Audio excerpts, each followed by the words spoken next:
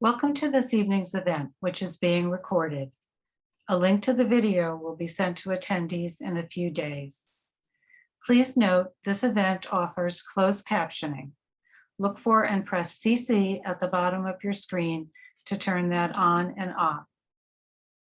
I'm Judy Sternberg, President of the League of Women Voters of the Rochester metro area, and along with SEEK, the Southeast Area Coalition, we are pleased to bring you tonight's candidate forum for the Rochester Commissioner of Schools Democratic primary. The League of Women Voters is a nonpartisan organization that does not support or oppose any political parties or candidates. We encourage informed and active participation in government, work to increase understanding of major public policy issues, and influence public policy through education and advocacy. The League is open to anyone who shares our purpose and principles. And now let me introduce Tom Pastecki of SEEK. Tom? Thank you, Judy. Good evening. My name is Tom Pastecki. I'm the Vice Chair of the Southeast Area Coalition. Founded in 1968, SEEK is a neighborhood preservation company that promotes quality of life within Rochester's Southeast area by connecting individuals and community partners in needed resources. We help the citizens who live and work in our service area accomplish goals and initiatives for their neighborhoods and businesses. We thank the League of Women Voters, the candidates, and the viewers for this opportunity to be part of this important forum. And now I'd like to introduce Mike Evans, the Executive Director at SEEK and our moderator for tonight's forum. Thank you. Thank you, Tom. I appreciate it. As Tom said, again, I'm very appreciative of the opportunity here. We're very excited. Welcome, everybody. SEEK and the League of Women Voters have prepared questions for the candidates. If you have any questions that come up during the discussions and you'd like to ask them, please put them down in the Q&A down at the bottom of your screen.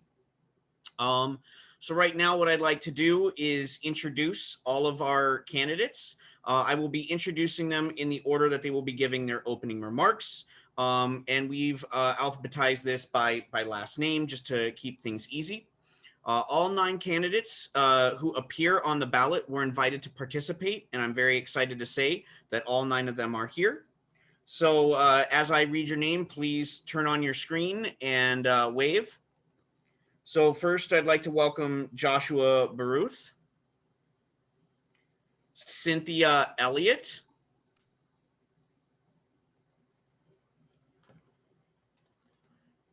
all right, and then we have Clifford Florence,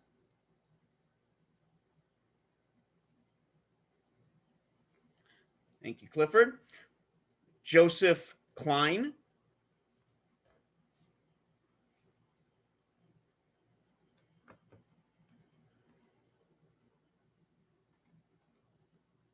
okay, we have James Patterson. Thank you. We have DJ Robinson.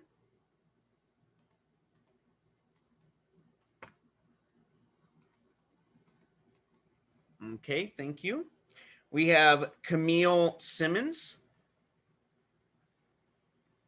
Thank you. Tatiana Welsh. Thank you. And Cleonda Yard. All right, thank you so very much. All right, so our timekeeper for the evening is Karen Morris. She will be coming up on the screen. Thank you so very much. She will be holding up the cards to let the candidates know how much time that they have left and when their time is up. The first person to give the opening remark tonight is Joshua Baruth, and all candidates will be receiving 1 minute for opening remarks. After that, each candidate will go in descending alphabetical order to get a chance to answer a question first. When they get to answer the question first, they get 1.5 minutes. All other candidates get 1 minute. And now it's time for our candidates' opening remarks. Joshua Baruth, would you like to start, please? Thank you very much. And thank you all for being here. My name is Josh Barr. I'm seeking your support, your vote for school board, and hopefully you'll learn a lot tonight about all the candidates. I work at Nazareth College as a career coach. I help students learn how to better themselves, how to find a career, and how to find their way. I also work as a county legislator where I look at very large budgets. I try to hold the administration accountable no matter who it is, and I do a good job with that as well. I have 2 children in the school district. One's in 11th grade and one's in 7th grade. We've had a lot of experiences with IEP planning meetings, forums, meetings, and all that good stuff. If I am elected, I have a number of things that I really think we need to work on. One is I think we need to provide a district with more BIPAC teachers, and we need to have a more culturally appropriate curriculum. I think we need to make sure that we have people who can look at the budget critically. I can do that. I've been looking at a very large budget, so I can do that. But most importantly, I want to be a champion for students and families who have special needs or English as second language learners. They've been left behind, and this must not continue. So thank you so much for being here. I hope that you have a good time, and my time is up. Thank you. All right. Thank you so much, Joshua. Cynthia. Thank you for having us. I've worked in this community for the majority of my adult life, working with children who are represented in the Rochester City School District. I've worked with in settlement houses. I've worked in health organizations with the same population, and that gives me some background and experience of the needs of our children and families in the Rochester City School District. I want to return to the Rochester City School District so that we can continue to this work of ensuring that every student in the Rochester City School District is career and college ready. And not only that, once they get post-secondary education, that they return to the city of Rochester and provide those talents to our community. Thank you. All right. Thank you very much. Clifford.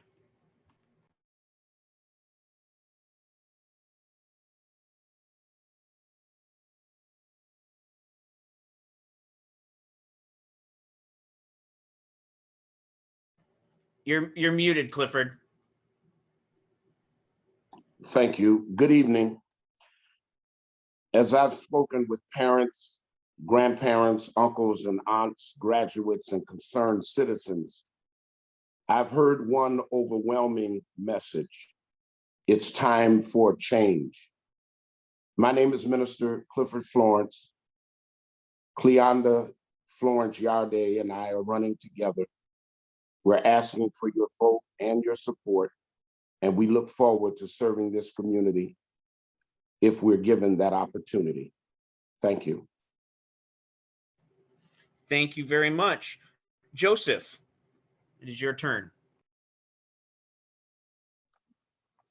I'm Joe Klein. I own Klein Steel, but for the last 15 years, I've been working on education in Rochester.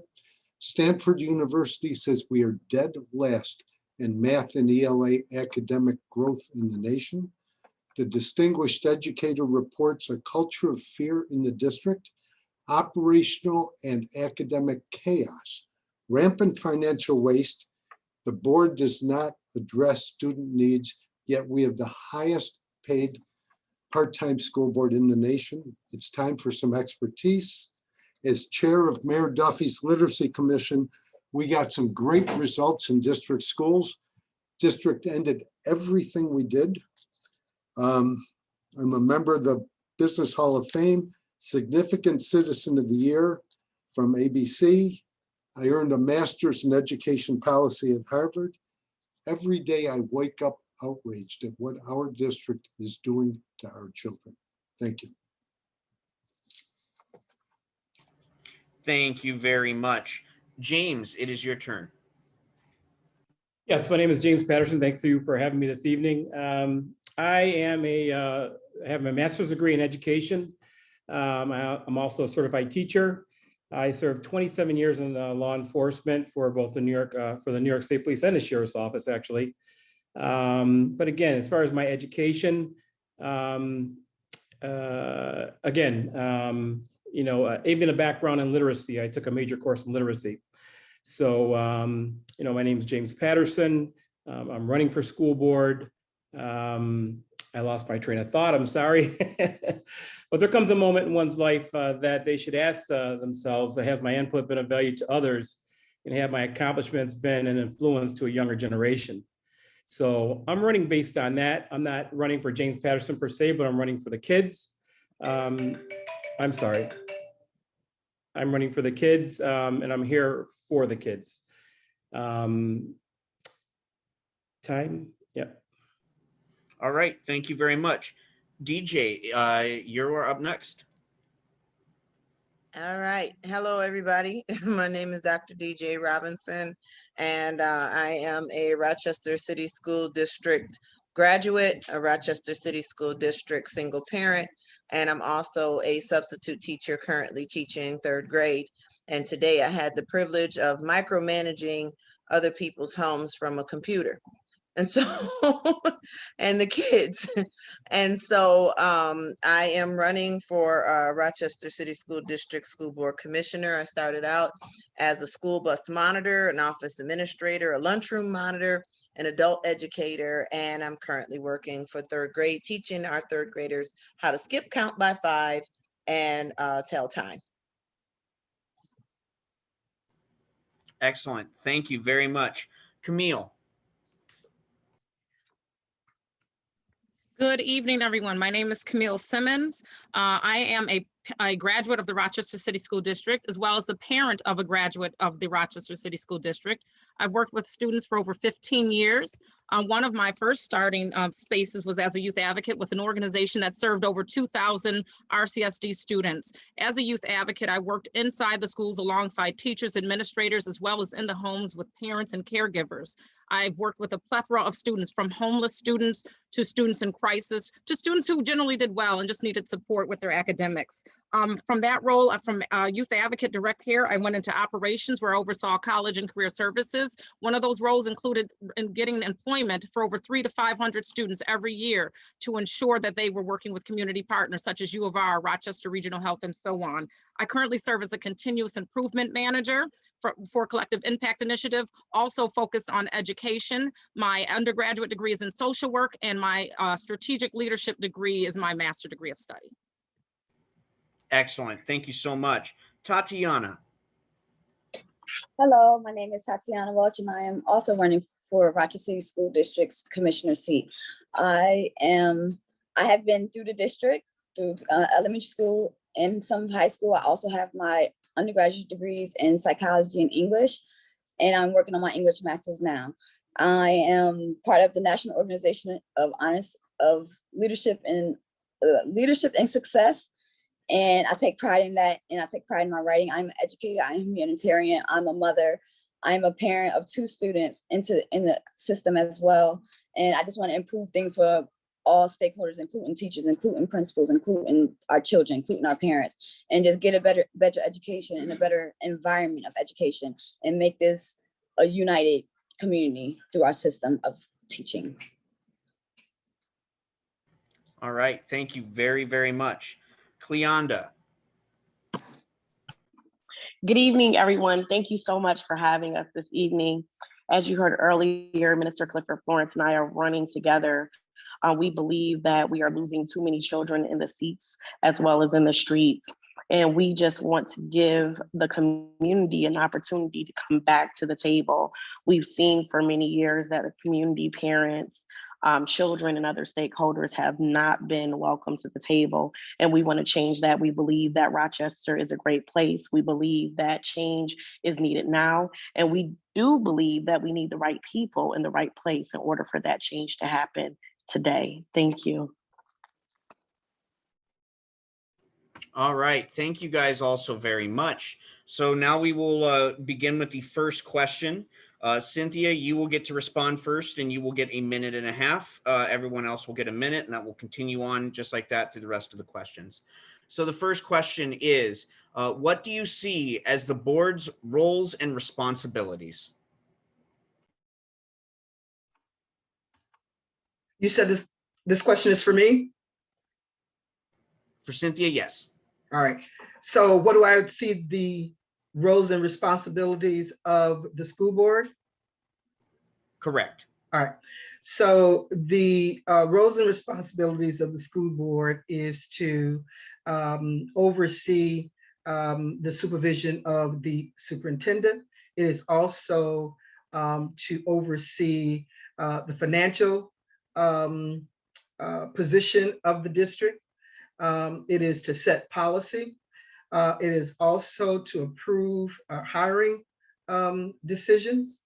And it is also to advocate for our students and our families. I get a lot of that from our community when they go into the district, and it seems somewhat difficult for them to be able to maneuver the systems. And so I get a number of calls.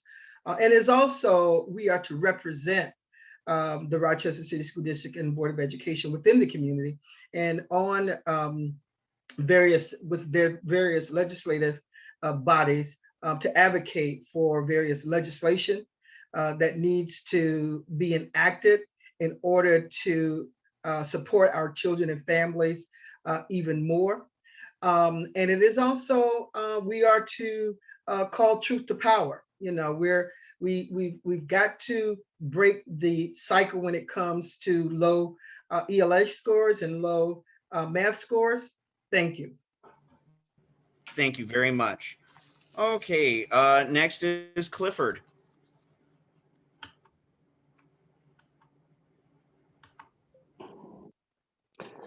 Thank you for the question. I think the number one responsibility of the school board commissioners is to listen to their constituents. I think one of the problems for us not being able to be successful on the board as we view it from outside is because they become a power within themselves and not working on behalf of the concerned citizens and families that give you the privilege to serve. So I hope with all of the things that were mentioned a few moments ago, it would include paying more attention to the constituents that have given you the privilege to serve, and to listen well and enact the things that they want for their children immediately. Thank you. Thank you very much. Joseph, you are next. Normally, a board would do oversight strategy, financial oversight, be a cheerleader. This district is so dysfunctional. In this case, we need to be change agents. It has to start with changing the culture, one of fear, intimidation. We've got to go back to servant leadership. I mean, we've got to get rid of the pay and benefits for the board. We've got to remove the impediments that are getting in the way of the superintendent doing her job. We've got to hold the superintendent accountable. The budget is a mess, and the board refuses to address the overspending. We must make the hard decisions that the board has avoided for the last 20 years. We can have the best system district in the nation, but only if the board does its job. Thank you. Thank you very much. Next is James.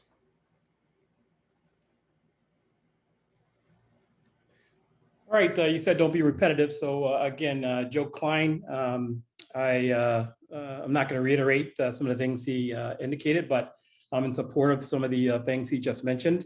More importantly, the board, having been on 3 other boards, the job is to govern, not to manage or micromanage.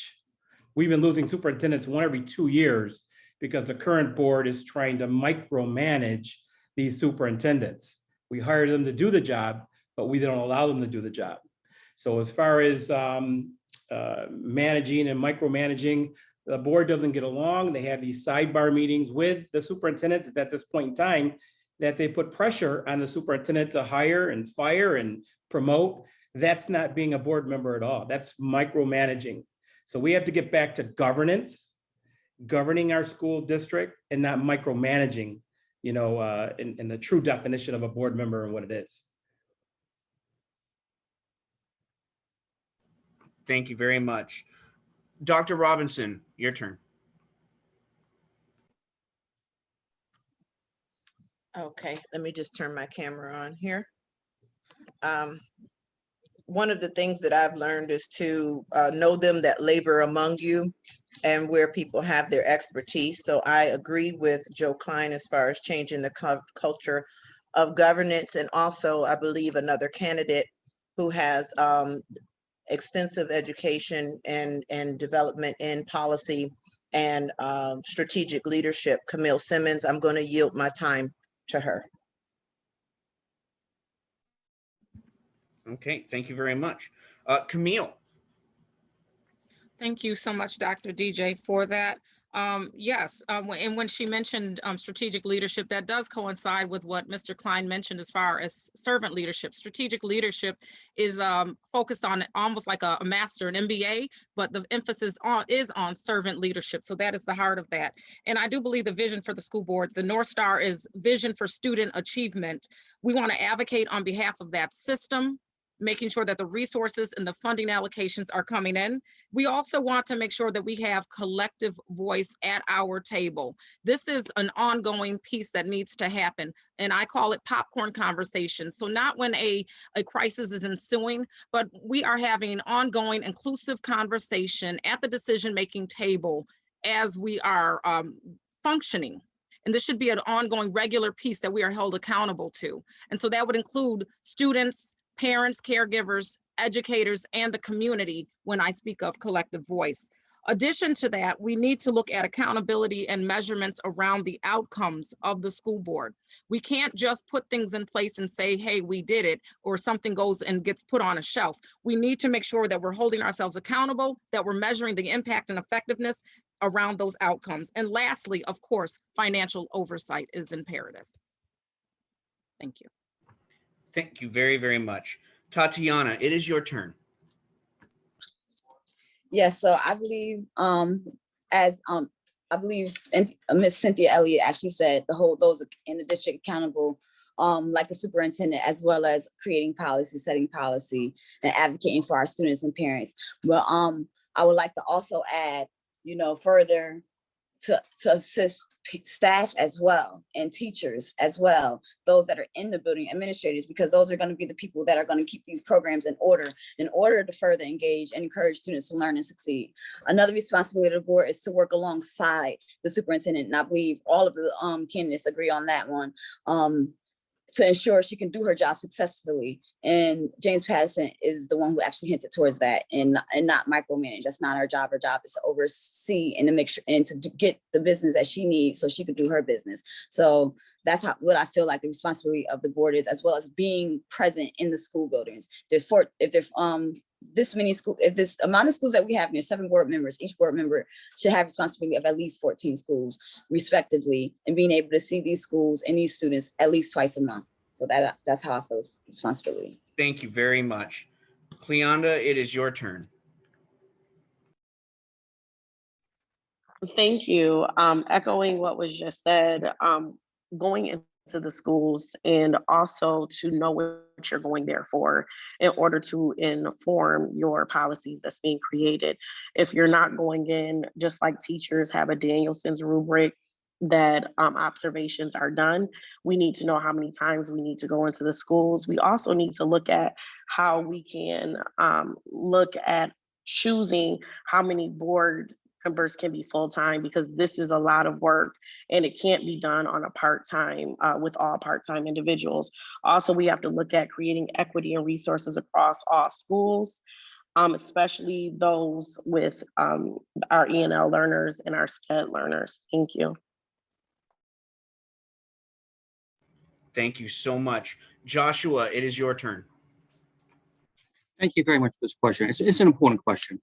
School board officials are elected officials. They are there to represent the citizens of Rochester, especially the families and the children who don't even get to vote.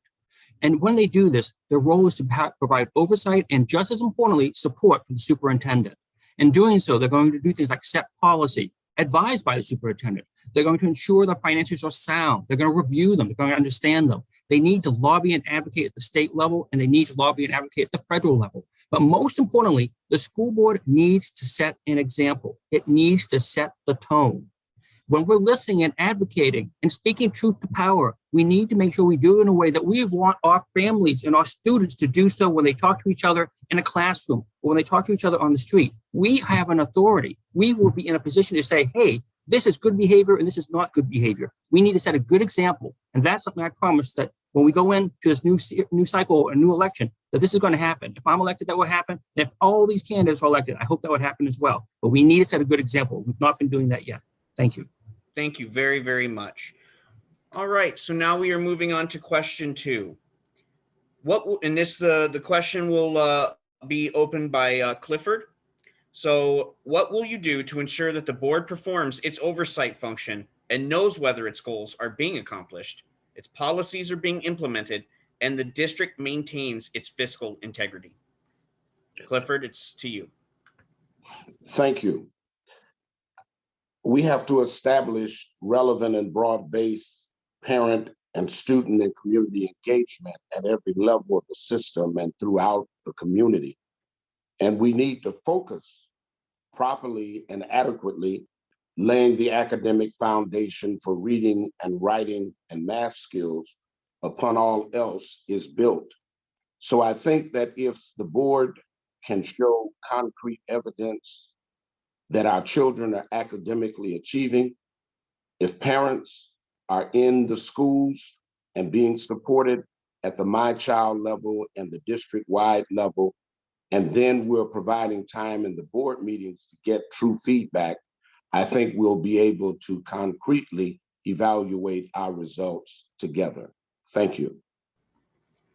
Thank you very much. Joseph, it is your turn. Okay, so what metrics are we going to judge whether we are being a success? Dr. Jello,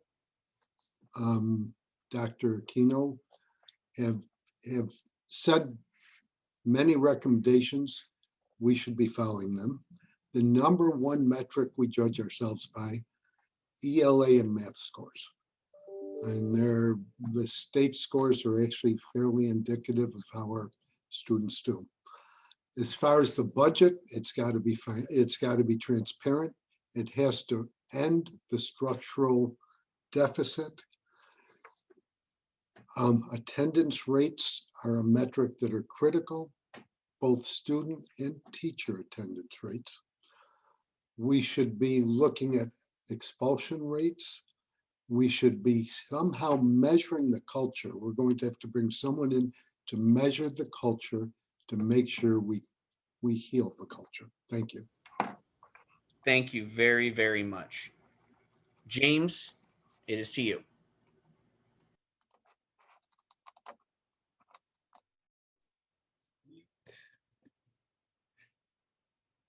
Okay. I didn't catch all the question because I think there was like 3 posed in one, but I'm going to try to answer it as best I can.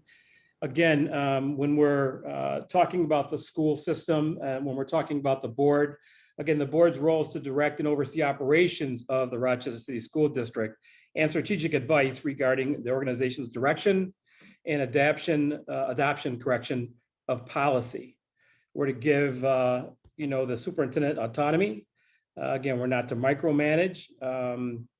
I think that what we should concentrate on is governance practices, our fiduciary responsibilities, policymaking, best practices for improving student achievement, best practices for engaging parents and the community, a ratified budget that equips students with materials and technological path necessary to succeed, clearly defined set of instructions regarding schools opening, for example, neighborhood community schools, rezoning, we're taking a look at that, managed choice policy, restorative practices, on-time graduation rates, remedy charter and cross-sector collaboration, and HCI hiring practices and search committees. Those are some of the things we should look at.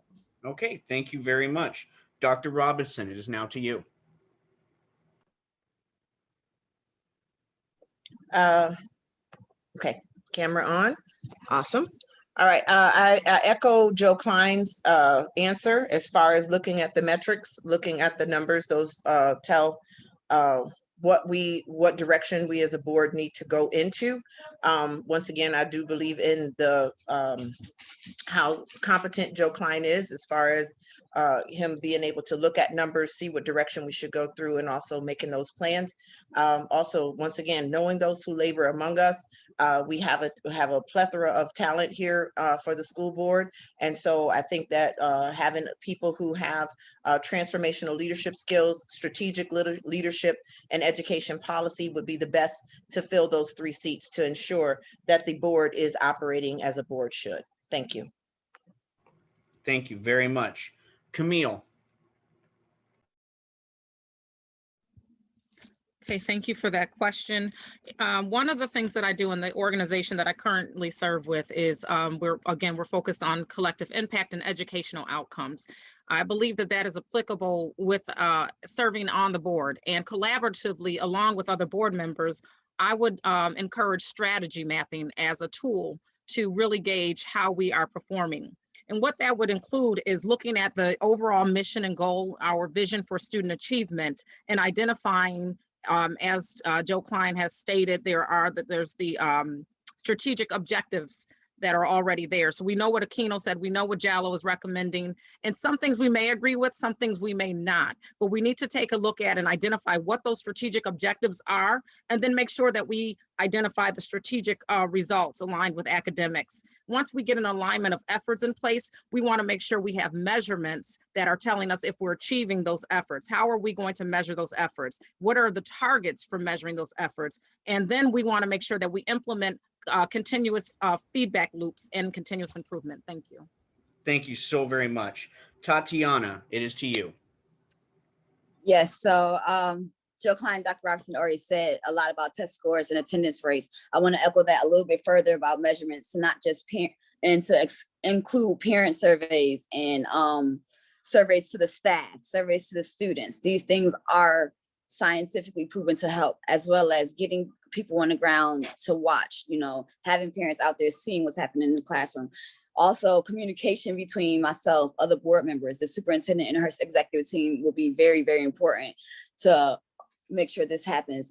Providing everyone with new and updated policies, especially to hiring and funding policies that occur, so everyone knows what should be happening, what is happening, what isn't happening, and how we can correct those things, and what do they see that's happening. Also, it'll help us be fully transparent and inclusive to all stakeholders and collectives within the system that is our education department.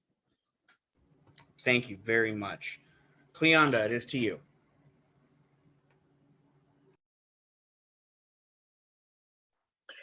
Hello, thank you for this question. One of the things that we are missing here is the importance of doing a needs assessment throughout the schools. If we don't understand what we have and what is missing, we don't know what policies to create, and we don't know where to place the money. If we don't have cohesive curriculum to where there's streamlined curriculum throughout the district, where we're not wasting money throughout the district, that's one piece as well. We also need to do an assessment of parents and other stakeholders to see what they can do to help us, as well as what are some concerns they may have as well. We also need to look at, when we look at oversight, is how often are we being present in the schools? Because that is something that we need to do as board members, and be there more often with a purpose and a plan. Thank you. Thank you so very much. Camille, just a reminder to turn your screen off. Thank you so much. Joshua, it is now to you. Thank you very much. This is actually a very important question, but I want to point out that what the metric is doesn't matter as much as when the information is gained and acted upon. It's important that we actually get our metrics filled and understood in the process throughout the year. We do need what one member mentioned as a continuous feedback loop, but we need to make sure that we're acting upon it, that we're ready to act upon it. When you're doing assessment, it's not just what happened at the end of the year. We need to make sure we know what's going on during the year. And when you're talking about, supervising the superintendent, who will actually be doing all these metrics for the board, we need trust and verify. Trust, okay, we believe you're doing the best job you can, but verify to check. But it's most important that we actually do this on the ground. So other candidates have mentioned, talking to parents and teachers, yes, throughout the year, and to make sure that we're getting feedback that they're saying things are going well, they're not going well, and does that match what our metrics are telling us in the month of October? in the month of November, in the month of January. Just like we set up a curriculum for a class, students get feedback, how they're doing. If they're not doing well, they try harder. We need to do the same at the school district level. Thank you. Thank you very much. All right, and then Cynthia. I'm going to ask you again to repeat the question. I think that I had my volume too low, so can you do Certainly. that, please? All right, so the question is, what will you do to ensure that the board members, the board performs its oversight function and knows whether its goals are being accomplished, its policies are being implemented, and the district maintains its fiscal integrity? We do that through the various committees of the board. I chair the Equity and Student Achievement Committee, where we have particularly the state monitors recommendations. We review those on a monthly basis, 2 or 3 of them at a time. I also chair the Human Resource Committee. So it's through the committee process that we are able to ensure that the strategic plan of the district, what the state monitor is recommending, is being achieved. And if it is not being achieved, we can find out what may be the barriers. And it becomes our responsibility to hold the district accountable to those initiatives that have been published for the community and for the broader community. Thank you. Thank you very much. All right, now we are on to question 3, and Joseph, you will be the one to start answering the question. So the question is, what are your thoughts on programs for special education students, English language learners, and gifted students? And also, Cynthia, I'll remind you to turn off your screen, please. Thank you so very much. Okay. Whoop. Special ed is a mess. It's been under consent decrees for decades. It is such chaos. The meetings for assessment are postponed. The students are not classified correctly. Half of them should never be classified. It is, it's the worst in the nation. My recommendation is we turn it over to BOCES. We have not been able to do this until we fix the district. I don't see how we can do this. As far as ELL, and we have one good program, the OLA program at School 12 for middle class kids. I would recruit teachers from Puerto Rico for our Spanish speakers, from community immigrants. I would get them trained probably at Nazareth and the Teachers for Tomorrow. And I would do morning in English, afternoon, same lesson in native language. Gifted, we do a huge disservice by stripping out kids from the MAP to the MAP program for most of our primary schools. I would put a gifted program in every one of our primary schools and, you know, do that. Thank you. Thank you very much. James, it is to you.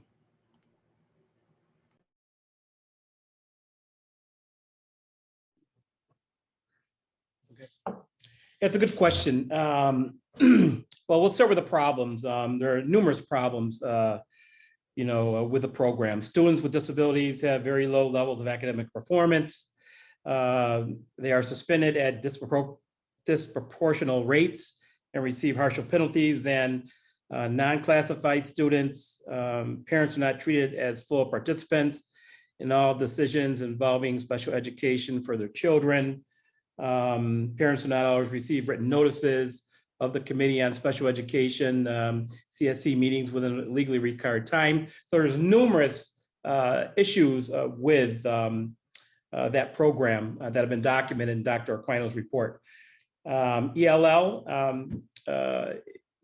school number 17, dual language learner program. I spoke to the principal over there. She wants to teach English during the morning and have a school that's true bilingual and Again, Spanish in the morning, English in the afternoon. And my time's up, I'm sorry. All right, thank you very much. Dr. Robinson, it is now to you. And James, a reminder to turn off your screen, please. Thank you. Thank Hello, can you please make sure I'm clear on the question? We're talking about programs for special ed and what else? I'm sorry. English language learners and gifted students. Okay, and what was the part of the question again? I'm so sorry to Oh, take no up time. worries. It is, what are your thoughts on programs for special education students, English language learners, and gifted students? Okay, so I wanted to yield my time because I do know that Tatiana is verbiaged in this area. However, I will take this time because currently I am teaching a Gen Ed 3rd grade class. However, I have 4 students with IEPs, and then I have 2 other students that are below grade level as far as their learning is concerned. I think that we need to address that situation. I also, when I worked for Oasis as an adult educator, one of the problems and one of the barriers that we will have with English language learners or those students that are having barriers is that their parents have the same barriers. And so there is a program at Oasis that teaches English language learners, adult learners. So if we can teach the family as a whole, then that may address the problem, because there's a proverb that says you cannot count what is not there. And so if the parents do not have the skills, how can we expect the students to have them? Perfect. Thank you so very much. Camille, it is now your turn. Okay, there we go. Yeah, so with English language learners as well as our students with special education, I do believe it's very imperative that we start with making sure they're in compliance. Some of those dollars, those funding dollars that have come in, that would be one of the great starts with that. I also believe I do agree with the dual language learning pieces, the bilingual piece that Mr. Patterson mentioned, and also possibly a heritage bilingual learning opportunity would be good for students that speak other languages. This is part of the culturally responsive curriculum and teaching practices. And if we are looking at that properly, we are making sure that our students are applying their learned and lived experience in the learning environment. So those are some of the places that I would start when it comes, but definitely getting our students into compliance, taking a measure on the assessment process. How are we assessing? And also making sure that when I'm talking about practices, how are we advocating with parents and for parents during that process?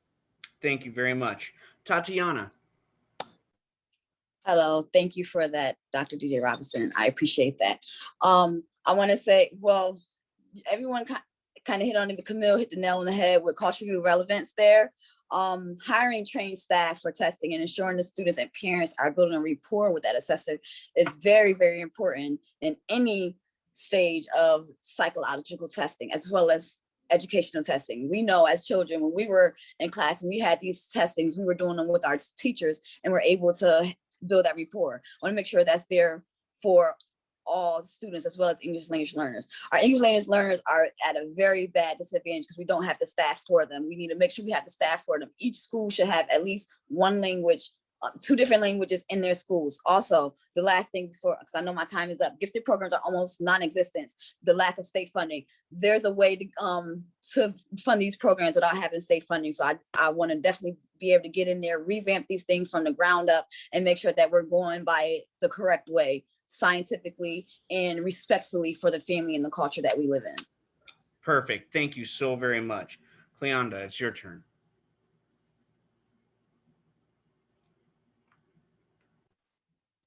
Good evening. Thank you. Echoing what everyone has made some great contributions, but it has to go back to curriculum. I believe a lot of the issues that we're seeing in SPED, ENL, as well as gifted programs and the lack thereof is the curriculum.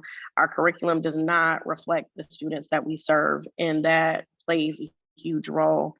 Also, we have to look at opportunities for parents to be involved in the classroom experience, as well as meeting what their needs are. I believe I heard someone say that as well, as I spoke with a couple of parents and grandparents who are raising their grandchildren who cannot read and write. So we have to look at how the home is in need, as well as our students and the teachers within the classroom. Thank you very much. Joshua, it is now to you. Thank you. I'm sorry. Could you repeat the question one more time, please? Sure, no worries. It is, what are your thoughts on programs for special education students, English language learners, and gifted students? Okay, I'll go in reverse order. I think we have very few, if any, programs for gifted students. They've slowly been cut away. We don't even offer art classes, languages, dance, things like that. And there are ways around that. I'm not going to talk about funding. There are ways to get those programs back in. For ELL program, I think it's important that we actually do have a bilingual approach. I think we ought to have it in more than just one school. I think every school should have those components, that capacity. We shouldn't be shoving people in one set of abilities into one school only. So if you speak Spanish, you best go to this school. I think that's terribly inappropriate. And so now I'm going to gently push back on something. For me, special education is extremely personal. It matters to my family in a big way. And the suggestion that the solution is to kick them out of the schools entirely and to send them to their own little school is appalling to me. The fact is, our students who are getting IEPs can succeed in the classroom with everybody else as well, if they're given the supports that they are legally entitled to. When we are not in compliance, not because we have people with special needs. We're not in compliance because we're not supporting people with special needs. And so I think we really need to look at this in a way of saying, how can we keep our students in the classroom where they have a right to be and where they can and do succeed and get the diploma? Thank you. Perfect. Thank you very much. Cynthia, it is now to you.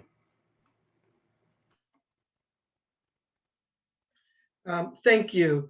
I think that we have to have specific programs for students with special needs, gifted students, ELL, multilingual. I think it's important to have specific programs. I look at the program at Hope Hall, where they are working with our special needs students, and they are all together. And I think that's important in certain situations because they support one another. I've gone to the school, and what they've said to me is that they feel safe in that environment. And so I'm not one to be necessarily against students being together because it has a purpose for it. I'm one of those who don't believe in integration necessarily, but desegregation, that people who are alike can be together. There's nothing wrong with that, in my opinion. So I don't see it as being appalling, but there's specific programs and policies that we have to design to ensure that the district is following the needs of all of our students in these particular categories. Thank you. Thank you so much. And Clifford, it is to you now.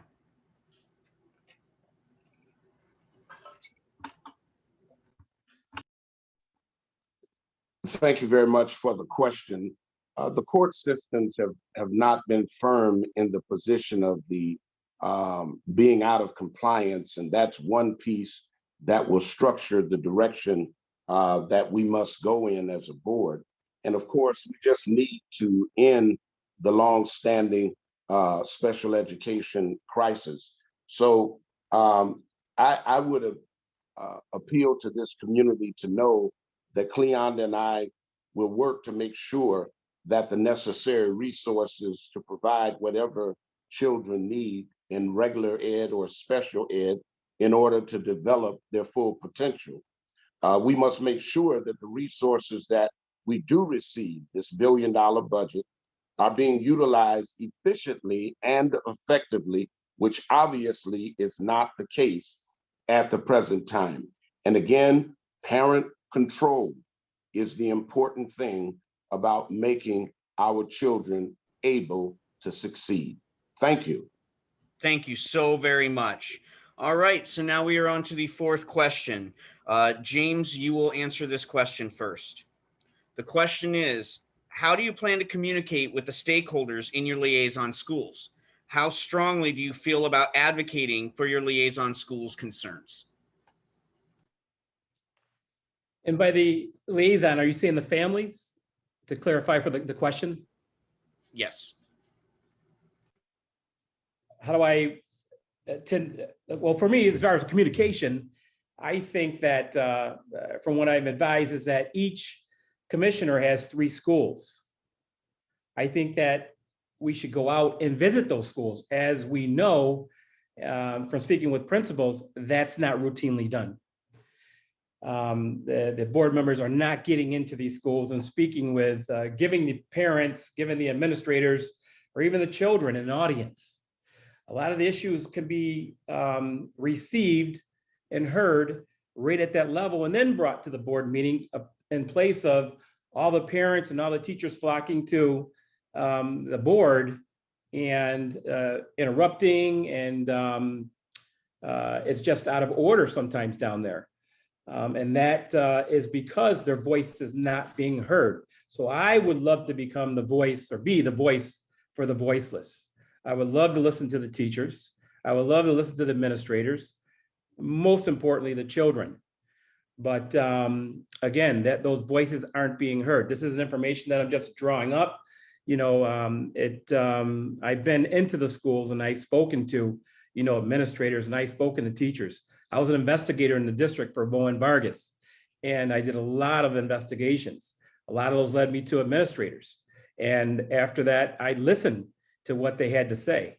I was a teacher in the district, so I have the ear of the teacher. They're calling me now with things to say, you know, on my interviews here. But I just want to be a voice for the voiceless. Perfect. Thank you so much. Dr. Robinson, it is now to you. Can you please repeat the question? Sure. How do you plan to communicate with the stakeholders in your liaison schools? How strongly do you feel about advocating for your liaison schools concerns? And also, James, can you please close your screen? Thank you so much. Sorry. So that's a 2-part question. Okay, I'd like to yield my time to Joe Klein, please. Okay, thank you very much on that. So next in the order then is Camille. I love this question.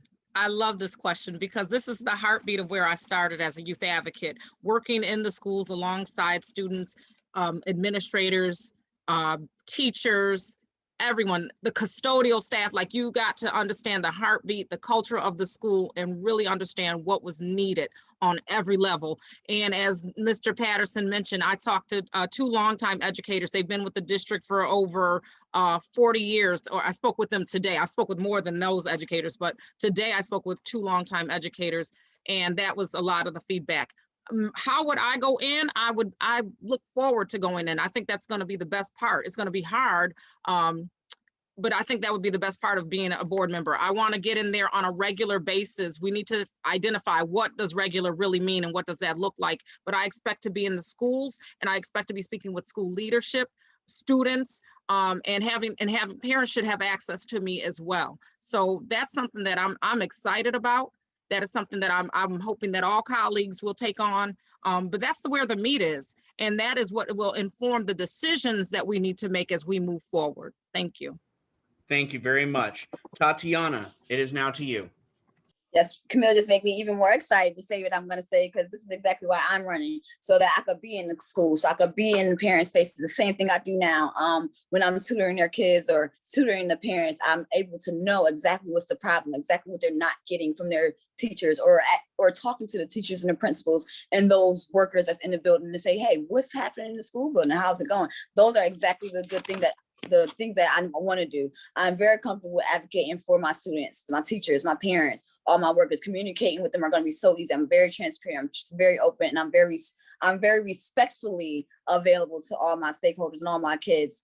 I tutor from kindergarten to adults, so I'm always there. So I would love, and can't wait, because as Camille said, how do we define normal? Going to see our schools. If I have 14 schools, I'm hoping I can at least hit 2 schools a day, spend half the morning there, half the morning there, so I'm definitely very excited, and being able to communicate. It's open communication over here. So that's going to be an easy one there for me. And I can't wait to get on with the board members as well, because the communication also isn't just with them, it's also with my fellow board members, because we have to communicate and know what's happening in each other's schools. So thank you so very much. Thank you. Leonda, it is now to you. Thank you. This is something that Minister Florence and I have been talking about for a very long time, the importance of being present, the importance of talking to stakeholders around the schools as well to see how they could help to create the culture of community both within and without of the school. Also, this will give us a great opportunity to better inform our policy. Too often policies are created abstractly, thinking, hoping, wishing, and praying that you're hitting the target. Well, if we have something similar as what the teachers use as a Danielson's rubric, where we create a rubric of what it is that we're looking to do when we come into the schools, what is it that we're trying to establish for that visit, and how often are we going to visit?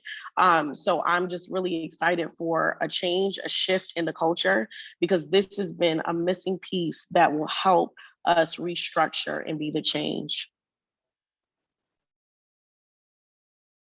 Perfect. Thank you so very much. Joshua, it is now to you. Sorry, technical issues. This is a great question. This is part of what the board's supposed to be doing. If we're going to set a good example, we need to walk the walk. And so, yeah, going to the schools on a regular basis, yeah, absolutely. We have to be going there in the morning before the students get there. We should be there at times in the afternoon when they're leaving, and throughout the day. We should sit in classes. We should talk to students if they want to talk. Don't have to make them talk. And we should be doing this because otherwise we don't know if those metrics we're getting is reflecting what we're actually seeing. Now, we can't do this every day, but we sure as heck can do it on a regular basis. And if we do it, then we become known as someone's going to participate, going to PTA meetings, going to special meetings, and all those good things, going to the events. They're kind of fun, So that's something I think we all should be doing. We're talking, that's awesome. The other thing is how much we should serve as an advocate under the current system. And since we have such a broken up curriculum that different schools are doing different things, we have to serve as advocates because we're the only ones, aside from the principal, who's in a good position to do that at the board level, at the superintendent level. So I absolutely think that we have to advocate for the schools that you support. And finally, if we move to community schools, if we move to neighborhood schools, we should be adopting them. Say, this is my neighborhood school. I'm going to bring in services here. I'm going to help out there. And I'm out of time. So thanks. Perfect. Thank you so very much. Cynthia. This is something that I've been doing since I've been on the board. I visit every one of my schools on an annual basis in a official capacity. What are the plans? Where are our assessments? What do I need to do in order to represent you on the board? And not only my own schools, but there are families from other schools that reach out to me. And so I'm not new to this. I'm true to this. This is something I do all the time. And as I said, families reach out to me all the time for assistance. Thank you. Thank you very much. All right, Clifford, it is now to you. Thank you for the question. Community organizing for school reform is the focus of our campaign and contribution toward helping improve educational conditions for all children in the Rochester City School District. When I would show up to a school along with Cleonda, we would focus on demands for accountability, equity, and quality for all students, bring together parents, grandparents, youth, and families and residents to engage in collective dialogue and action for change. We would aim to disrupt long-standing power relationships that produce failing schools in low and moderate income neighborhoods and communities of color. So certainly we would need to bolster parent involvement through the parent groups, both district-wide and in the buildings, and to make sure that every parent knows that we are working for them. Thank you. Thank you. Joseph, it is now to you. So when I led the Mayor's Literacy Commission, we partnered with 3 schools. We didn't interfere, we didn't triangulate, but we were in there and we listened, actually tutored students. The board members never came to any of those schools. What we should be doing is speaking with the principals, finding out what the impediments the district is putting on those principals and pushing the district to remove them, fighting for the resources for the 7 or 8 schools we'll be seeing. At 52, we actually created a great summer program. We brought in a lot of music and the parents came in, brought in robotics program, had Claire Eisland from Brighton start a gifted program. But I'd like to see a council of the principals of the 7 or 8 schools you have, get them together, demand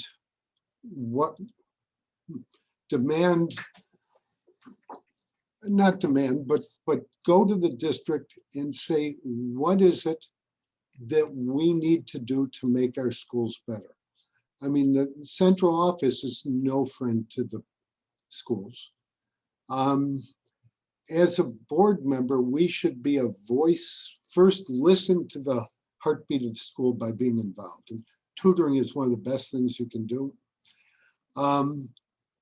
Find out from the principal what is there, what is impeding the schools, and then go to the district and push to get rid of those impediments. So Dr. DJ, thank you for giving me extra time.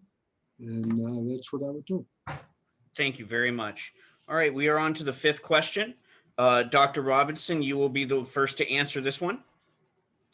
The question is, the state legislature has approved the $475 million 3rd phase of the Rochester Schools Modernization Program. How can the school board ensure that the money is well spent without the costly changes that were made to approved plans in earlier phases? I'm sorry. Maybe I'm having a little bit. You're asking me with the modernization program, how do we make sure that the money is spent well? And then what?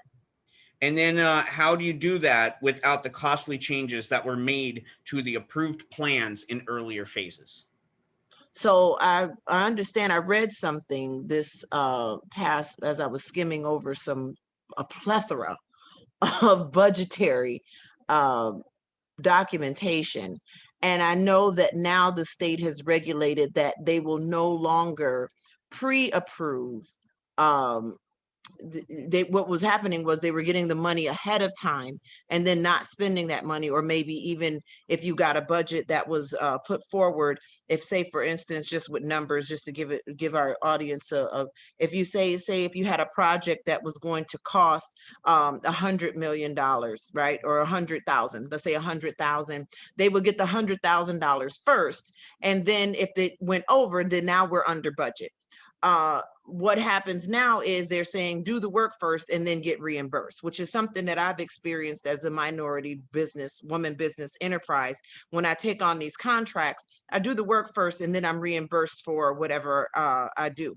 So I think that the reimbursement plan that the state has put forward would help us fiscally, as far as financially, to make sure that we're accounting everything in our budget. There's also another proverb that I use that I say, it says, what king goes out to build a kingdom or to fight a war without first counting the cost? So I believe that what we need to do is count the cost first. Now, I work in a modernized school, and the school is beautiful. I think one of the challenges that we're having is that the teachers are not able to do a lot with the technology. There's so many improvements and so many different programs.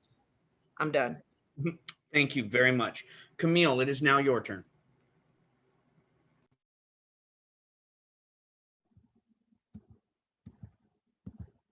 There we go. I'm just trying to look at the question in I thought I saw it oh, there we go, in the chat here.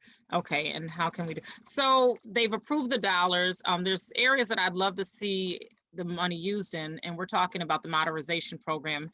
I'm sorry that I'm reading this. And how can the school board ensure that the money is well spent without the costly changes?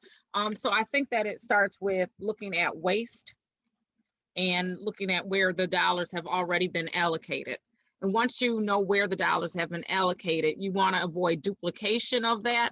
And you also want to make sure that the dollars that are applied to certain services or resources are dollars that are sustainable. You don't want to, some of the dollars are going to be ongoing, but there are some that are going to run out. And if you put them towards strategies that are not sustainable, that are going to require year after year, you'll run out of those dollars and you'll find yourself back in the same place that you were. So I think it's about the practices, checking for waste, avoiding duplication, and making sure that the dollars are properly allocated to measures that are sustainable, if that makes sense. Thank you. Perfect. Thank you very much. Tatiana, it is now to you. Hello, so I want to make sure too, we're talking about modernization plan and how I will ensure the money is spent well, not overspent. So I believe I will be able to do that by simply making sure that we are using the right equipment and purchasing the right equipment, right curricular tools. I will also ensure that money isn't overspent by being present, being there, being in the know, being in those conversations of, hey, this is where money needs to go. Well, why does money need to go there? Is that benefiting our children? Making sure these funds are being spent wisely, on time. And if we do have to go through, hey, this money is coming in and this is what we need to spend it on, we spend less money than we expect to be gaining, because sometimes we can't avoid that. But however, I would like to avoid that as much as possible, spending before having the money in the funds. It doesn't make sense to do that to me. And that's my answer. Thank you very much. Cleonda, it is now your turn. Thank you. Minister Florence and I would look at the CFO and his role, as well as the contractors, as well as the community, because we need to keep that constant engagement, because there's certain things that we're not going to always know as board members, and we have to get the right people who are paid for those positions and get them on board and work alongside them and ask the right questions. Also, we believe that community involvement in this, making sure that we're transparent about things, because that has been one of the biggest issues in equity across the schools. Thank you so much. Thank you very much. Joshua, it is now to you. Thank you very much. This is actually a very difficult question, because what you're asking is, how are you going to make sure the modernization program that we are contracted to do will match our goals? This modernization program was developed 8 to 10 years ago. What we want to do now is different from what they wanted to do back then. So the two things we need to do to ensure funds are not wasted when the inevitable changes occur, because they will occur, is to say, okay, at the very beginning, right now, and when the new members are on beginning of next year, right then, what are our new goals and how do they vary from what the district was trying to do 8 to 10 years ago? We want to have community schools now. Will this work with the community schools or not? Can we adjust it on the fly? And the most important thing you need to do to ensure you don't have cost overruns is to go back to the contractors and have the CFO and the finance department say, look at your original bid, because that bid was made up to 2 years ago. Look at your original bid. Is it still accurate? Do you confirm that your costs are the same? If anyone knows anything about wood, for example, the cost is skyrocketed. So have building costs. We need to make sure that those figures are accurate, and we need to make sure the buildings we get reflect what we want to have happen now, not what happened 10 years ago. And that's a challenge. Thank you very much. Cynthia.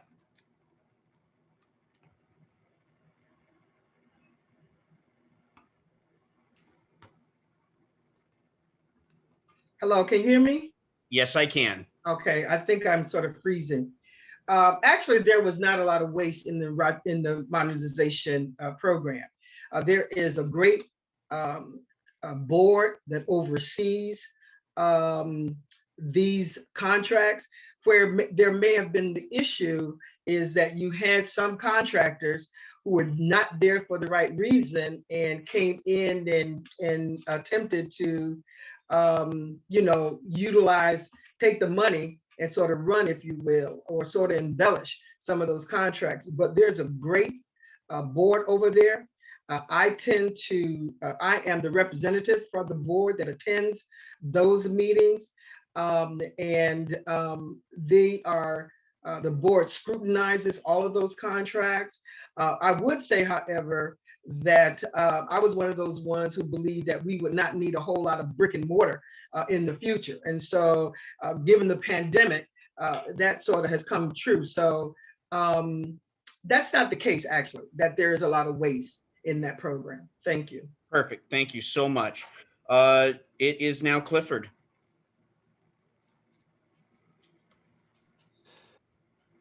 This community knows that there has been corruption in the mismanaging of monies when it comes to modernization.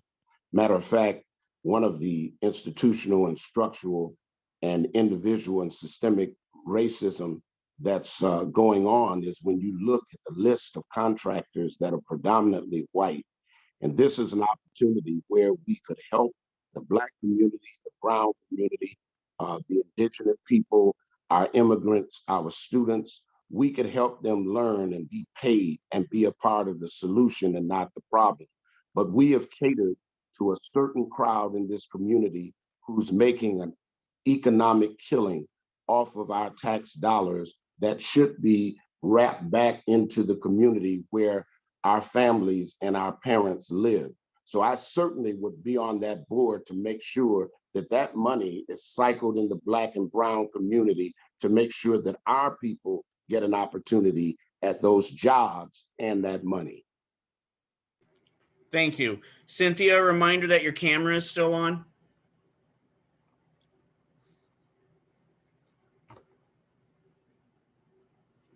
All right, we'll go to Joseph. So at Charlotte High School, when they did the renovation, it was 3 times what it should have been. The work was shoddy. School 58, $325 a square foot, 3 times what it should have been. It's chaos. It's change order heaven. At Klein Steel, we put up a building, 200,000 square feet, got our entire staff involved to plan it. We had 2 change orders, brought in a $15 million building for $9.5 million, judged best industrial plant in America. What I would do is, number one, all we choose is contractors who donate to the Democratic Party. That's wrong. But number two, I would bring in the principal, the teachers, the students, the kids, review those plans, have the plans in the school. That's how you determine whether the building is right. And it's a lot of fun. Everyone would feel so empowered. And that's how you get rid of the change orders. Perfect. Thank you. And Cynthia, can you please turn off your camera? Thank you so very much. James, it is now to you. Yes, as the rest of the candidates have indicated, mismanagement of funds. I think we all know in this community, one of the main issues is a lack of fiscal responsibility that the present board and the one before, individuals before that just had an issue with. So for me, it's check and balance, auditing, number one. Again, bringing in the superintendent, her chief financial officer, and anyone else that has anything to do with auditing these numbers. It's simple. Yes, it's a lot of money. Just a month ago, Van White indicated there was still $30-some million missing, and he wanted to know where it was. So I don't think anyone's stealing it, but I think it's misappropriation or mismanagement of those funds. So we have to stay on top of that. Perfect. Thank you very, very much. All right, we are on to question 6. Camille, you will get to answer this question first. The question is, what do you consider the elements of an affirmative school climate? What can be done to promote those in our schools? Affirmative school climate is a climate that I believe is plush with the resources that students need across the board to be productive in their school. That means that they feel safe. That means that they have a caring adult and relationship in that school, and they are able to, beyond academics, feel whole. They have access to the arts programs and things of that nature. So, and I believe that if the school climate is addressed, we know that school climate drives the chronic absenteeism rate that we see in the district. School climate also addresses some of the transportation issues and some of the, and I believe that community schools would be a way to achieve a proper school climate with the resources that are needed in the specific communities and children having access to them as they should.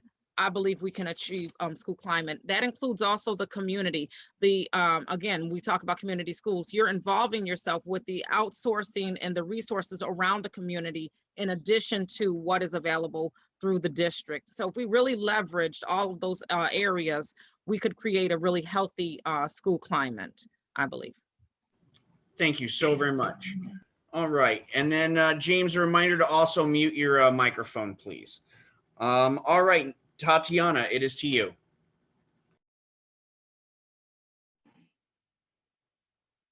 Hello, thank you for this. Affirmative school climate, I can be here all day for that. It should be a second home for our students, an outlet to heal from the trauma and the disenfranchisement that they face every day. This includes common spaces. I know there's no praying in school, but we should have spaces for our multicultural community to have prayer spaces. We should also have stuff, meditation rooms or yoga, things of that nature. These things are important in our culture, and they're losing themselves by not having that chance, not having that option. I understand state and religion should be separate, and we're still keeping it separate, but having that space and the opportunity to say, hey, I need to go meditate for myself or think on my own and have that space is different too than saying, hey, I need to go to a church. It's completely different. We need to utilize the space within our buildings, not just for our students by themselves, but our students for peer-to-peer conflict resolution, for teachers and students to build a better rapport. When teachers and students have better rapport, students are more willing to come to school and learn. They're more wanting to learn. And also the climate of the room itself, the classroom itself, changing that is very important. There's a meme out about two different classrooms, a state-funded classroom and teacher-funded classroom. We need to make all of our classrooms I have to interrupt you here. teacher-funded. All right, thank you so very much. Cleonda, it is now your turn.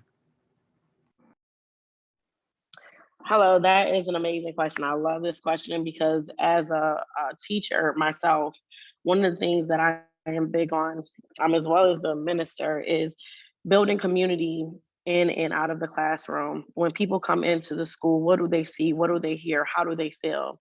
When you look at the resources, is it equity across the school? Do you have certain classes that are banging and they look great and inviting while others are on life support? Learning through the arts, that's one of the biggest things that I have been a proponent of with the minister, is that we have to get the arts back into the classrooms.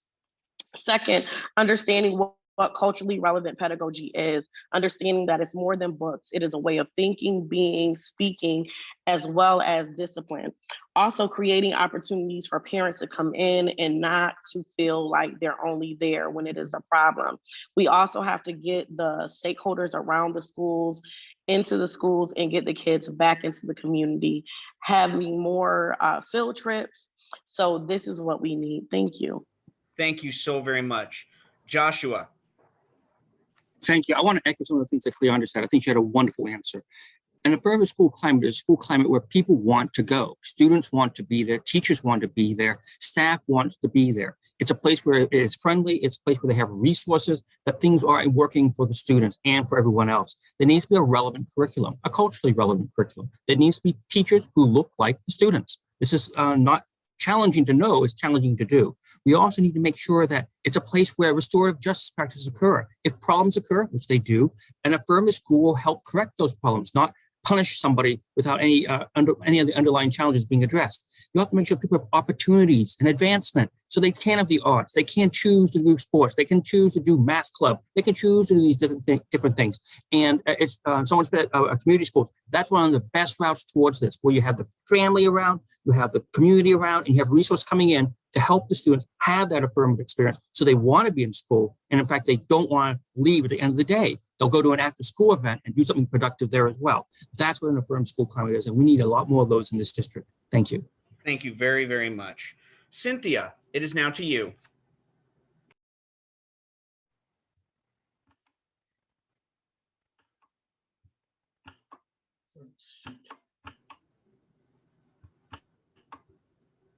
Are you there, Cynthia? I think I'm freezing. Oh, okay, I can hear you.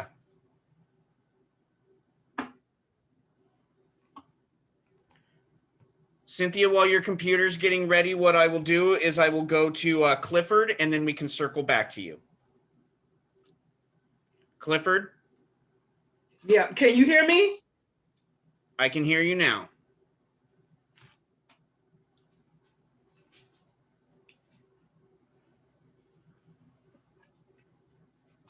Okay, Clifford, do you want to go ahead and answer while she's wrangling her computer problems? Thank you. A child's first teacher is the parents, the grandparents, whatever the family makeup is. And that's one of the travesties of making a good classroom successful, is that the families in which the children come from are not being fully supported from home to the school. And then the community is not supporting the child once they step out of their house or their apartment to give them safe route to the school buildings where they must achieve. And then also retaining African-American male and female teachers. Isn't this a coincidence that a Black child will go from K to 12 and may not have one Black teacher, but a white student will go from K to 12 and always have a white teacher? Something is wrong with that picture. Thank you. Thank you very much. Cynthia, are you back? Yes. Awesome. Okay, it is to you now.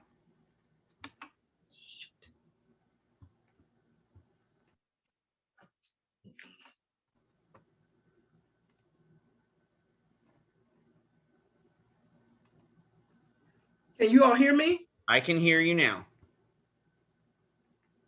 All right. So I tend to always have these problems, so I'm going to go real quick. I think the basis of school climate is how our leaders, how our adults make our children and family feel. And so I believe that our leaders should, and teachers should show their love and show their compassion. I heard Cornel West quote, I heard his speech where he said, Tavis Smiley quote Cornel West by saying, if you're going to love us, if you're going to lead us, you got to love us. If you're going to save us, you got to serve us. And so it's about relationships. So if the leaders in our schools can demonstrate that they are leading based on relationship first, then the parents will have the respect and the students will have the respect, and the students will do their best to perform academically for their teachers and leaders. Thank you. Thank you very much. Joseph, it is to you now. We have the opposite of affirmative culture. Dr. Aquino called out a culture of fear and intimidation starting at the board.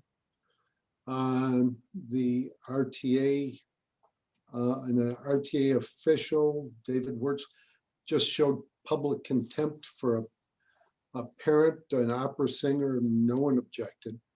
We must change the culture. Number one, every report shows we're overstaffed.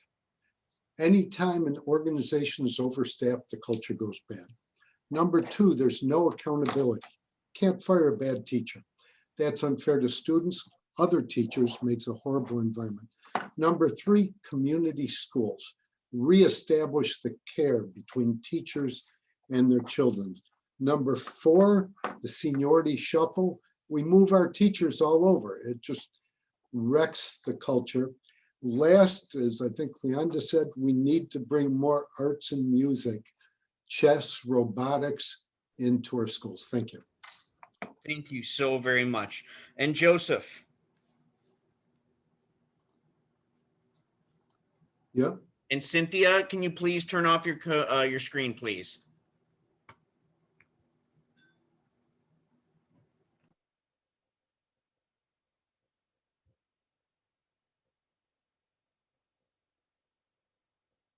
Sorry, James, it's to you. Yeah, it looks like for some reason my video has stopped. Unable to start video. You can't start your video because the host has stopped it.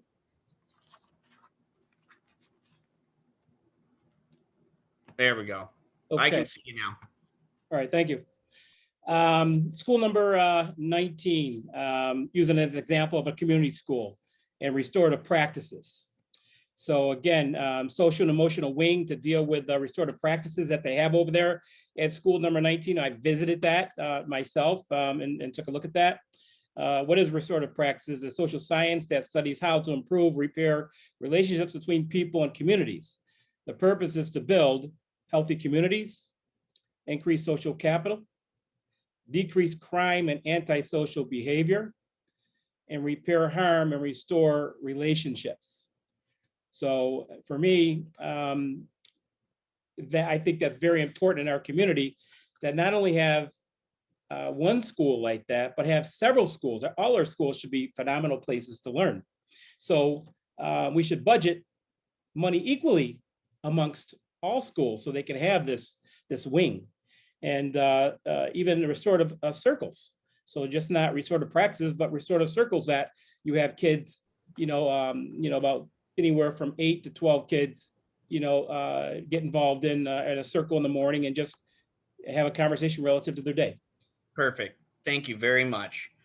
Dr. Robinson, it is now to you. And a reminder, James, to turn off your camera and microphone. Thank you so much. Thank you. Okay, can you hear me? Yes, All I right. can. I'll try to do this in a minute. I echo the community schools.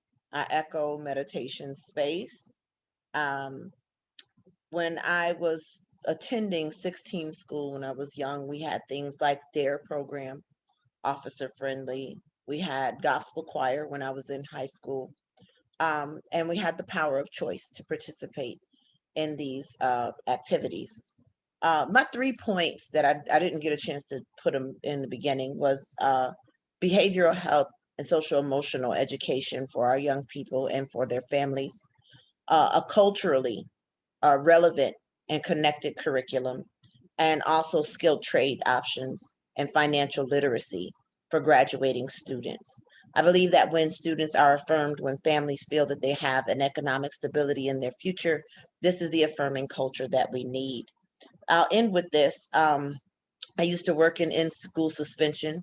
And what I did with the young people is when they would come into my room, I would have them to sit down and write and reassess. Thank you very much. All right, we are now to the final question. This is question 7. Tatiana, you will be the one to get to answer this question first. All right, the question is, there have been calls for a return to neighborhood schools, as well as calls for providing busing for children who live less than 1.5 miles from their selected schools.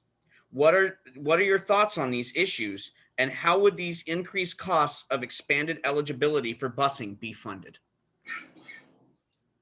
I am a big advocate for more busing and more community and neighborhood schoolings. Neighborhood and community schooling allow parents and communities to be involved, as well as more choice and local activities to be involved with the community and the school. Also, as a mother who had to walk her child to school, it is hard, especially on those cold days in Rochester. We have freezing days, and me and my child have a rare thing that when we get cold, that's not too good for us. So for parents like that, even if you don't have that, being able to be secure and make sure you're not freezing to get to school. No one's motivated to walk to school in the snow. So I think busing for all children is definitely needed, no matter how far they live. It should be done. I know in one of the districts I did live in, we all got bused. There was no such thing as no one getting bused besides high schoolers. And we have this thing with the RTS where they're giving parents bus passes, but we can actually cut our costs there if we, instead of doing that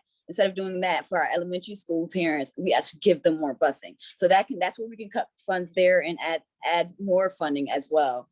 Community schooling as well will also be beneficial to help with the art centers. We can get those connected with the schools, and again, have community events. That's my platform on that. And thank you so much for giving me this platform to even speak. Thank you so very much. Leonda, it is now to you.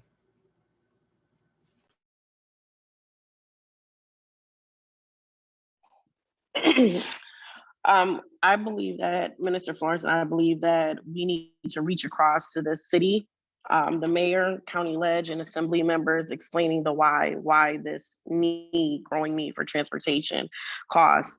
Neighborhood schools are something that we love and need to go back to. I remember walking from Lehigh up to 44 school with my brothers and sisters. but the culture in the community has changed. And that is the why. We have to ask ourselves, as we talk to many parents, why do you want transportation to a community school? Because you see the violence that is going on. So the school district can only do so much when it comes to curbing the community ills. So as board members, we have to be aggressive with getting the right people into the office to talk to them about how can we together create a community where everyone feels safe and everybody is able to thrive. Change needs to start now. Thank you very much. Joshua, it is to you. Thank you. Cleonda is very much right on this one. Change needs to happen now. And much of the change that can't happen is happening because of state regulations and procedures. The reason we have a 1.5 mile limit is because the state says they're not going to fund us if we do busing out under that. And if we do it over 1.5, well, they'll give us 90 to 95% of the funds, which is really tempting. So what we need to do is talk to our newly elected bunch of friendly legislators, say, we need this to change. Now, it's going to take them a year or maybe 2 years to do this, but we have funds. In the short term, we can pay for additional funding for transportation under 1.5 miles. And we can also, if we choose, we can expand our bus fleet. Believe it or not, the RCSD has a bus fleet. It's very small. Because of that, we're very dependent upon the bus companies. And that's why they get to determine when our schools open, because that's when they're available. So we can either change the rules that are established by the state, which I think we can do, and we need to lobby for that hard, and Cleonda is right about that. But in the short term, next year, we need to make sure that we do bus students living closer than 1.5 miles. And I think half a mile is a reasonable cap on that, but I'm flexible. We can fund that right now because we have the availability, and I'm out of time. Thank you all for having us. Thank you very much. Cynthia?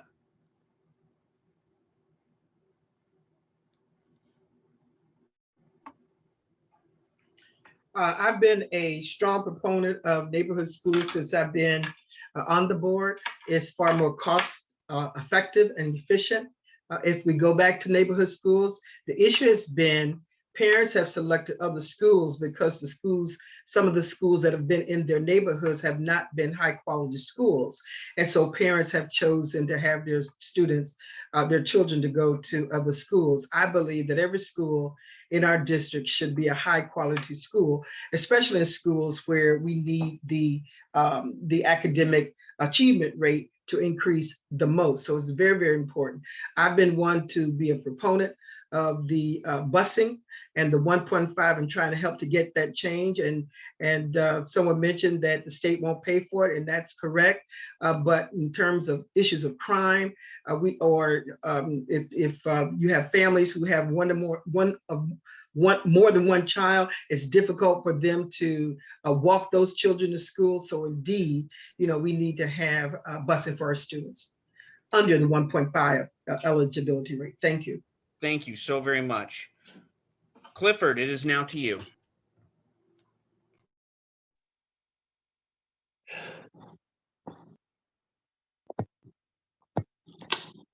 Thank you very much for the question. I think history will remind us that parents asked for a greater range of busing back in the 80s and the 90s. The District Parent Council and CAFE, Community Advocates for Educational Excellence, went to several board meetings to try to expand the ability for parents to have a choice for the 1.5 or a 2.5. It was turned down by the board, and also it was not supported by our political officials. The result of that is, if you remember, and if you look into your quadrants, schools in the Crescent and underperforming schools began to close, and they were on receivership for a while. Promises were made to improve them, and then they ended up closing. So then transportation became the option. The budget blew up, and then parents were forced into the busing system. Thank you. Thank you very much. Joseph, it is now to you. And Clifford, a reminder to turn off your camera, please. Thank you so much. Yes, thank you. Joshua is correct. We need to go to the state, remove those regulations. I think, though, we need to do more than work with our legislators. As I've been knocking on doors, everyone wants community schools. We have to mobilize our community, demand that the state change those rules. As far as neighborhood schools, In the district, everything that can be done has been done to rupture the care between many teachers, many students, between teachers, students, and their schools. Neighborhood schools will bring that care back. You'll have siblings going to the same school with the same teacher. And you can also better address the social, emotional, behavioral, and physical needs of our students with those schools. We've ruptured the care. In education, first the heart, then the head. You cannot educate kids when they don't think you care. Thank you. Thank you so much. James, it's your turn. Yes, I interviewed, spoke with Principal Katerina Leone Manino over at school number 17 relative to, she's an advocate regarding transportation and child safety zone legislation. She wrote a report, Transporting Rochester Children, dated February of 2021. So I'm familiar with that. That being said, community schools is key. Community schools draws the neighbors back into the neighborhood. It draws the parents back there for open houses and PTA meetings and any other thing going on, at the school, after school events, because they can walk, to those locations. What I know in the, in respect to the other candidates, that as a law enforcement officer, during the morning, there's really not an issue. The majority of the bad guys are sleeping because they've been up all night. It's the after school event, the walking home, where they have to walk through gangs and drugs and that type of activity. So, but that again, that brings in the parents to work with one another and hopefully speak with one another and make some type of arrangement to walk children's home from school, therefore building community at those community schools. Perfect. Thank you so very much. Dr. Robinson, it is now your turn. And a reminder, James, to turn off your camera. So sorry, because for some reason I thought we were still talking about affirmative schools. What? It's been a long night. What is the question, please? The question is, there have been calls for for return to neighborhood schools, as well as a call for providing busing for children who live less than 1.5 miles from their selective schools. What are your thoughts on these issues, and how would the increased cost of expanded eligibility for busing be funded? I think Camille Simmons, she's really good with this part. So I'm going to yield my time. I'll say this. I think that community schools is a good option because I live in the city. So I run into the kids and they say, hey, Miss Robinson, that affirms, that builds their trust. And I'm going to yield the rest of my time to Miss Simmons. Thank you very much. Camille, it is now to you. Okay, thank you. Growing up in the city of Rochester, siblings, we all went to the city school district and benefited from the community school model. My current position or organization I serve with, we work directly with Rochester City School District leadership on community schools, along with other community stakeholders. I'm a huge supporter and in favor of community schools. I have to agree with Cynthia Elliott as far as community schools have to make sense. Before, if I put my child back in school, my son has graduated, but if he were still in school, I would not want to send him around the corner to a school that does not serve him. So if we're going to do community schools, we definitely have to do them right. And I agree with that sentiment. We have to make sure that there's equity of resources across the board. In addition to the community schools, I am in favor, and I agree with what Josh stated, as far as using some of the funding dollars to accommodate some of the transportation needs. And we do need to look at intersectionality of issues. We have a lot of housing insecurity in this issue. Just the past year or so, the district had before the pandemic, over 16,000 changes to the transportation, driving up costs because of constant changing and moving. So we have to remember the population of students that we are serving and some of the issues that are plaguing our community, and how are we working to address those intersectionalities across city government and with the school district to make sure that our families are whole and supported. Thank you so much. Thank you. Thank you so very much. So that's it for our questions for the night. I just want to thank all of you for taking the time to be a part of this forum. We've very much enjoyed the discussion and our time here. I'm sure that we will see how these things are tackled, going into Rochester in 2022. I'd also like to thank all the attendees that were here tonight. Thank you to the League of Women Voters for allowing the Southeast Area Coalition to be a part of this. And again, thank you all for answering these questions. I very much appreciate it. At this point, I'm going to be turning this back over to Judy Sternberg, who is the president of the League of Women Voters in Rochester metro area. And I wish all of you to be well. Mike, thank you very much. Thank you to Seek. And let me try to get a slide up here.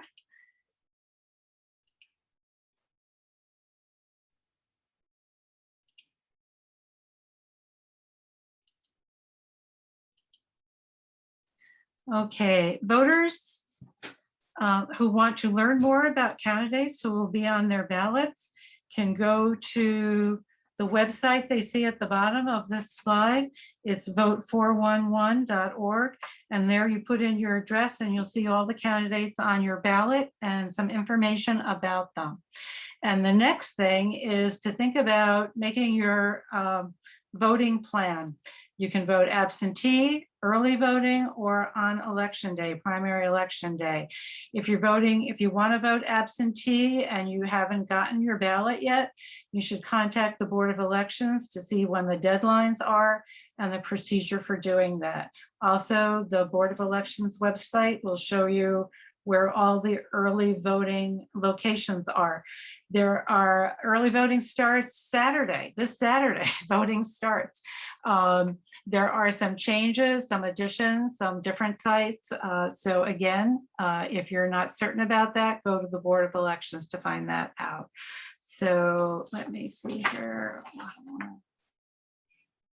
And lastly now, we want to again thank our attendees. Thanks to Southeast Area Coalition and thanks to tonight's candidates.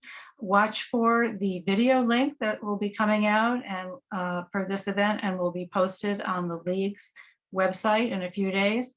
And lastly, we invite you to check out our organizations and contact them in any of the ways you see listed here. This was a great evening, good questions and great responses. Thank you all for participating. And our event is coming to a conclusion and we are going to be ending it now. So thanks and good luck to everyone. Thank you. Thank you guys. Be well. Thank you. Thank you. Thank you. Thank you very much. Good Thank night, you everyone. all. God Night all. bless. Have a good night, everyone. And I can't turn my video on again, so good night. Good luck. Good night. Bye. Someone doesn't want to see me.